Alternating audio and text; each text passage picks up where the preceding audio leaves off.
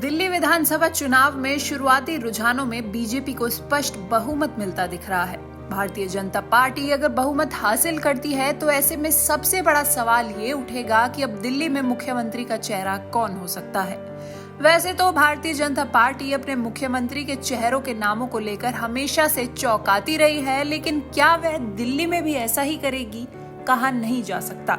राजनीतिक गलियारों में इस समय जो चर्चा चल रही है उनमें प्रवेश वर्मा, रमेश बिधूड़ी और दुष्यंत गौतम का नाम प्रमुखता से चल रहा है।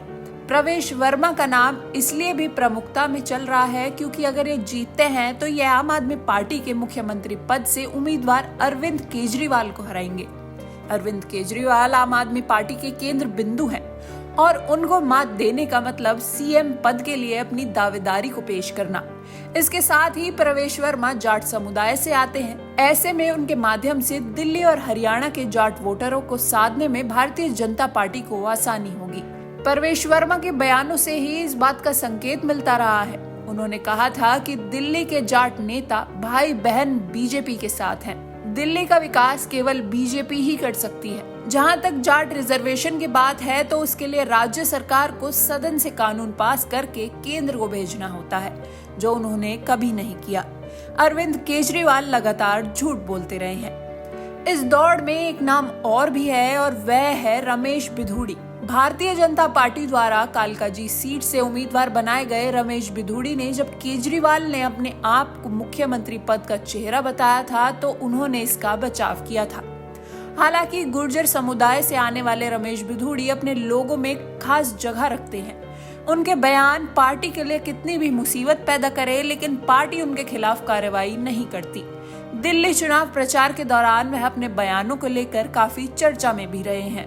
वहीं दिल्ली के करोल बाग से भारतीय जनता पार्टी के उम्मीदवार दुष्यंत कुमार गौतम को भी इस दौड़ का हिस्सा माना जा रहा है। राजनीतिक विशेषज्ञों का कहना है कि बीजेपी जिस चेहरे से सभी को चौंका सकती है वो चेहरा दुष्यंत गौतम का हो सकता है।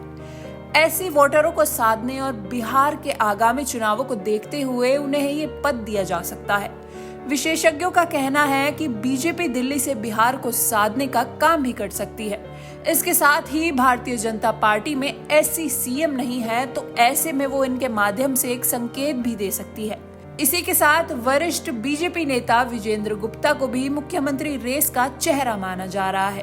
वह दिल्ली विधानसभा में नेता प्रतिपक्ष भी रह चुके हैं और अरविंद केजरीवाल और आम आदमी पार्टी के खिलाफ खुलकर बात करते हैं। जब भारतीय जनता पार्टी दहाई का आंकड़ा भी पूरा नहीं कर पाई थी, उस समय भी वे अपनी सीट जीतने में कामयाब रहे थे।